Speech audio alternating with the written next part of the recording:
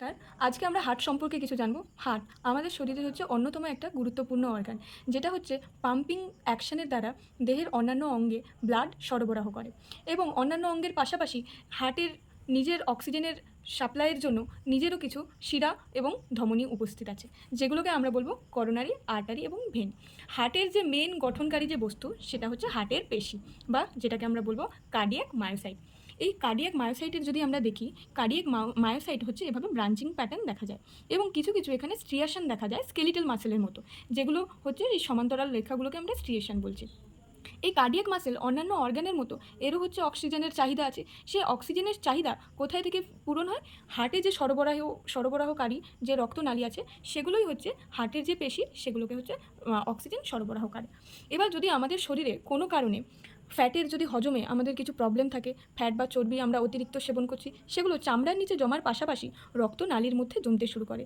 রক্তনালীর মধ্যে জমতে শুরু করলে আপনারা দেখছেন রক্ত যাওয়ার যে রাস্তাটা সেটা হচ্ছে অনেকটা সরু হয়ে যায়। তার কারণে হচ্ছে হৃৎপিণ্ডের যে পেশি সেখানে হচ্ছে পর্যাপ্ত পরিমাণ রক্ত যেতে পারে না এবং তার কারণে হৃৎপিণ্ডের পেশিতে পর্যাপ্ত পরিমাণ অক্সিজেন পায় না। অক্সিজেনের অভাবে ওই কোষগুলোর হচ্ছে মৃত্যু হয়। সেই যে কন্ডিশনটা হয় সেটাকে আমরা বলবো হার্ট অ্যাটাক। মেডিকেলের ভাষায় এটাকে বলা হয় মায়োকার্ডিয়াল ইনফাকশন। এবার আমরা আসছি যে হার্টের অভ্যন্তরীণ। আমরা জানি হার্ট অলিন্দ এবং নিলয় দ্বারা গঠিত। এই হার্টের অভ্যন্তরে আমরা বলেছি যে হার্ট পাম্পিং অ্যাকশন করে। পাম্পিং অ্যাকশন মানে হার্ট হচ্ছে সংকোচন এবং প্রসারণের মাধ্যমে রক্তকে সারা দেহ থেকে কালেক্ট করে এবং রক্তকে সারা দেহে পৌঁছে দিতে সাহায্য করে। এই যে হার্টের সংকোচন এবং প্রসারণ নিয়ন্ত্রিত হয় কিছু ইলেকট্রিক্যাল সিগন্যালের দ্বারা। যেমন ধরুন আমরা যদি ইলেকট্রিক্যাল সুইচে প্রেস করি তখন হচ্ছে আমাদের আলোটা জ্বলে ওঠে। একইভাবে এখানে হচ্ছে ইলেকট্রিক্যাল একটা সুইচ আছে যেটাকে আমরা বলছি এসএ নোড, যেখান থেকে হচ্ছে আমাদের হার্টের সংকোচন এবং প্রসারণের যে সিগন্যালটা সেটা হচ্ছে তৈরি হয়। এই জন্য এটাকে আমরা বলছি pace maker of the heart, মানে যে হার্টের গতি তৈরি করে। এটা হচ্ছে নর্মাল পেসমেকার। আপনারা নিশ্চয়ই পেসমেকার বসানো হয়েছে শুনেছেন, ওইগুলো কৃত্রিম পেসমেকার। এটা হচ্ছে হার্টের প্রাকৃতিক পেসমেকার, যেটা হচ্ছে এসি নোড। এছাড়াও অন্যান্য আছে AV node, bundle of His, Purkinje's fibre. এইগুলো হচ্ছে এই যে তীরের যে ডাইরেকশন আছে সেই ডাইরেকশন বরাবর হচ্ছে হার্টের মাসেলকে সিগন্যাল প্রোভাইড করে। তখন হচ্ছে হার্টের মাসেলটা সংকোচন এবং প্রসারণ ঘটে। যদি কোনো কারণে এই হার্টের যে প্রাকৃতিক পেসমেকার এসএ নোডের কাজ যদি কোনো কারণে ব্যাহত হয় তখন হচ্ছে পর্যাপ্ত পরিমাণ সিগন্যাল হার্টের পেশিগুলো পায় না। তার কারণে হচ্ছে হার্টের হচ্ছে সংকোচন এবং প্রসারণ ব্যাহত হয়। হার্ট হচ্ছে পাম্পিং অ্যাকশনটা বন্ধ হয়ে যায়। তার কারণে সারা শরীরে আমাদের রক্ত সরবরাহ বন্ধ হয়। আমাদের গুরুত্বপূর্ণ যে সমস্ত অর্গান, ব্রেন, লাংস, কিডনি, রক্তের অভাব দেখা যায়। এই যে কন্ডিশন এটাকে আমরা বলবো কার্ডিয়াক অ্যারেস্ট। এবার আমরা চলুন ছোট করে বুঝে নিই হার্ট অ্যাটাক, কার্ডিয়াক ফেলিয়ার এবং কার্ডিয়াক অ্যারেস্টের মধ্যে ডিফারেন্স। প্রথমেই জেনে নিই হার্ট অ্যাটাক। এখানে কেউ একটা অ্যাটাক করেছে। কে অ্যাটাক করেছে? Ischaemic condition. ইস্টেমিক কন্ডিশন মানে হচ্ছে অক্সিজেনের অভাব। এই অক্সিজেনের অভাবের কারণে হার্টের মাসেলের হচ্ছে অ্যাটাক হয়েছে, মানে ক্ষতিগ্রস্ত হয়েছে। এটা মনে রাখতে হবে, এটা হচ্ছে কি পয়েন্ট। এটা কেন হয়? হার্টের যে পেশি তার ক্ষতিগ্রস্ত হওয়ার কারণে আমাদের দেখা যায় হার্ট অ্যাটাক।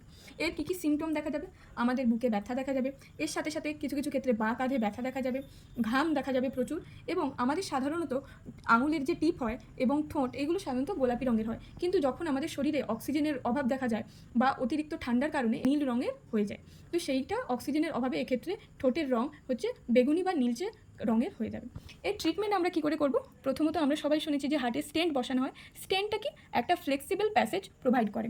যেমন ধরুন ওই অ্যাথেরোমেটাস প্লাগ, যেটা হচ্ছে অ্যাথেরোস্ক্লেরোসিসে যে লিপিডটা আমাদের রক্তনালীর গায়ে জমে যায়, তার মধ্যে থেকে রক্ত প্রবাহটা সম্ভব নয়। তার কারণে হচ্ছে একটা ফ্লেক্সিবল প্যাসেজ, যেটাকে আমরা বলছি স্টেন্ট, সেটা হচ্ছে রক্তনালীর ভেতরে যেখানে ওই ব্লকেজটা আছে সেই জায়গায় বসানো হয়। ফলে হচ্ছে ব্লকেজটা সরে যায়, তার কারণে হচ্ছে রক্তটা পুনরায় প্রবাহিত হতে পারে নর্মালভাবে। এছাড়াও যদি কোনো কোনো ক্ষেত্রে দেখা যায় যে এই যে লিপিডটা পুরোপুরিভাবে মানে 100% ব্লকেজ করে রেখেছে রক্তনালীর ভেতরে, তখন আমাদের এই রক্তনালীটাকে কাটতে হয় দুটো পয়েন্টে যেখানে ব্লকেজ আছে, এবং একটা এক্সট্রা শিরা যোগ করা হয় যার মাধ্যমে হচ্ছে বাইপাস প্যাসেজ, যে রক্তটা চলে যাবে। এবার আমরা আসছি কার্ডিয়াক ফেলিয়ার। এখানে কেউ একজন ফেল হয়ে যাচ্ছে, আর কেউ নয়, সেটা হচ্ছে আমাদের হার্ট। হার্ট কেন ফেল হচ্ছে? ধরুন আমাদের শরীরে হচ্ছে 5 লিটার রক্তের প্রয়োজন প্রতিদিন, সেখানে হচ্ছে হার্ট কেবলমাত্র 3 লিটার রক্ত পৌঁছতে পারছে। তার মানে হার্ট তার পর্যাপ্ত যে আমাদের রিকোয়ারমেন্টটা সেটা হচ্ছে পূরণ করতে পারছে না। তো এইটা হার্ট ফেলিয়ার মানে হচ্ছে হার্ট আমাদের শরীরে যতটা অ্যামাউন্ট ব্লাড দরকার সেই সরবরাহটা, সেই চাহিদাটা হার্ট পূর্ণ করতে পারছে না। এটা হচ্ছে লং টার্ম এবং ক্রনিক কন্ডিশন, মানে এটা 1 বা 2 দিন বা ইনস্ট্যান্ট ঘটনা নয়। দীর্ঘদিন হার্টের ব্লকেজের কারণে, হার্টের যে রক্তনালী আছে তার ব্লকেজের কারণে এটা দেখা দিতে পারে। আচ্ছা, এটা মেইনলি দেখা যায় করোনারি আর্টারি ডিজিজ। যেমন ধরুন করোনারি আর্টারি, যে সমস্ত আর্টারি হার্টকে সরবরাহ করে, তাদের যদি কিছু প্রবলেম বা ড্যামেজ দেখা যায় সেই সব ক্ষেত্রে হার্ট ফেলিয়ার দেখা যেতে যেতে পারে। এছাড়াও আমাদের লাংস যেখানে হচ্ছে আমাদের দূষিত রক্ত মানে কার্বোনেটেড যে আমাদের ব্লাড আছে সেটা হচ্ছে অক্সিজেনেটেড হয়, সেইখানে যদি আমাদের কোনোভাবে রক্তটা জমাট বেঁধে যায় তখন হচ্ছে রক্তটা সম্পূর্ণভাবে অক্সিজেনেটেড হতে পারে না, কারণ এখানে হচ্ছে ব্লাড ফ্লোটা ব্যাহত হয় রক্ত জমাট বেঁধে যাওয়ার কারণে। তার কারণে আমাদের শ্বাস প্রশ্বাসে অসুবিধা হতে পারে, যার কারণে আমাদের অ্যাজমা দেখা যায়। এছাড়াও আমাদের হার্টের ভালভের যদি প্রবলেম, হার্টের ভালভ হচ্ছে যদি থিকেন হয়ে যায়, যেমন ধরুন দরজা দিয়ে আমরা বেরোচ্ছি কিন্তু দরজার পাল্লাটা যদি মোটা হয়ে যায় তখন আমাদের বেরোতে অসুবিধা হবে। একইভাবে এই অলিন্দ থেকে নিলয়ে প্রবাহ ঘটে, কিন্তু এখানে যদি রক্তের ভালভটা হচ্ছে মোটা বা ঠিক হয়ে যায় তখন হচ্ছে এটা অনেকটা পরিশ্রম করতে হয় রক্তকে অলিন্দ থেকে নিলয়ে আসার জন্য। কিডনি ফেলিয়ারে আমরা দেখা যায় যে ইউরিনের ভলিউমটা ঠিকঠাক থাকে না, এবং এছাড়াও কিছু কিছু ক্ষেত্রে হচ্ছে আমাদের ব্লাড প্রেশারটা অনেকটা বেড়ে যায়। কেন? কারণ এখানে হচ্ছে সোডিয়াম এবং পটাশিয়াম আমাদের বডিতে হচ্ছে ইনক্রিজ করে, এবং সোডিয়াম এবং পটাশিয়াম যখন হচ্ছে আমাদের ইনক্রিজ করে বডিতে, এটা হচ্ছে সেলের মধ্যেকার জলকে সেলের বাইরে হচ্ছে অ্যাট্রাক্ট করে। তার কারণে আমাদের সেলের বাইরে হচ্ছে কোষীয় তরল জমতে থাকে। সেই যে কোষীয় তরল জমে যাওয়ার কারণে আমাদের হাত পাগুলো ফুলে যায়, যেগুলোকে আমরা বলছি ইডিমা। এবার আমরা আসছি আমাদের লাস্ট এবং মোস্ট ইম্পর্টেন্ট যে টপিকটা, সেটা হচ্ছে কার্ডিয়াক অ্যারেস্ট। এখানে হচ্ছে অ্যারেস্ট হয়ে যাচ্ছে, যেমন ধরুন আমাদের ক্রিমিনালকে যদি অ্যারেস্ট করা হয় তার ক্রাইমটা হচ্ছে সম্পূর্ণরূপে স্টপ হয়ে যায়, তেমনিভাবে যদি হার্ট অ্যারেস্ট হয়ে যায় তখন হচ্ছে তার পাম্পিং অ্যাকশনটা সম্পূর্ণভাবে স্টপ হয়ে যায়। এটার মেন কারণটা হচ্ছে যে হার্টের সংকোচন এবং প্রসারণের জন্য আমাদের যে সিগন্যালটা দরকার সেই সিগন্যালের অভাবে আমাদের কার্ডিয়াক অ্যারেস্ট দেখা যায়। এর লক্ষণ হিসেবে আমরা কী কী দেখতে পারি? পেশেন্ট অজ্ঞান হয়ে যেতে পারে, পেশেন্টের হঠাৎ করে হাঁপানি দেখা যেতে পারে, এবং মুহূর্তের মধ্যে যদি আমরা প্রপার অ্যাকশন না নিই তখন হচ্ছে পেশেন্টের মৃত্যু হতে পারে। কীভাবে ট্রিটমেন্ট করা হয়? সঙ্গে সঙ্গে এই পেশেন্টকে হচ্ছে সিপিআর দেওয়া হয়। আপনারা যেটা দেখতে পাচ্ছেন, যেখানে হচ্ছে 30 বার পাম্প করা হয়, তার মধ্যে হচ্ছে মধ্যিখানে 2 বার হচ্ছে মাউথ টু মাউথ ব্রিদিং করা হয়, যতক্ষণ না পেশেন্টের হার্টটা পুনরায় আবার বিটিং স্টার্ট করছে।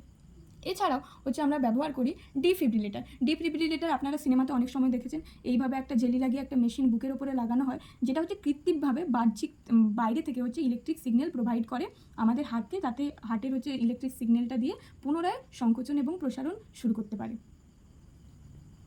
এছাড়াও লাস্ট যে টপিকটা আছে সেটা হচ্ছে স্ট্রোকটা অনেক সময় আমরা হার্টের ডিজিজের সঙ্গে গুলিয়ে ফেলি। স্ট্রোকটা আসলে কী হয়, আমাদের ব্রেনে যে রক্তনালী সরবরাহ করে, যেটা মেনলি হচ্ছে ইন্টারনাল ক্যারোটিড আর্টারি, সেই ধমনীতে যদি কোনোভাবে ব্লকেজ দেখা যায় তখন ব্রেনের ওই অংশের টিস্যু হচ্ছে পর্যাপ্ত পরিমাণ রক্ত বা অক্সিজেন পায় না, তার কারণে হচ্ছে আমাদের ওই অংশের কোষের মৃত্যু ঘটে। তার কারণে হচ্ছে এখানে লস অফ স্পিচ, কথা বলতে পারে না, একটা সাইডের বডি প্যারালিসিস হয়ে যায়,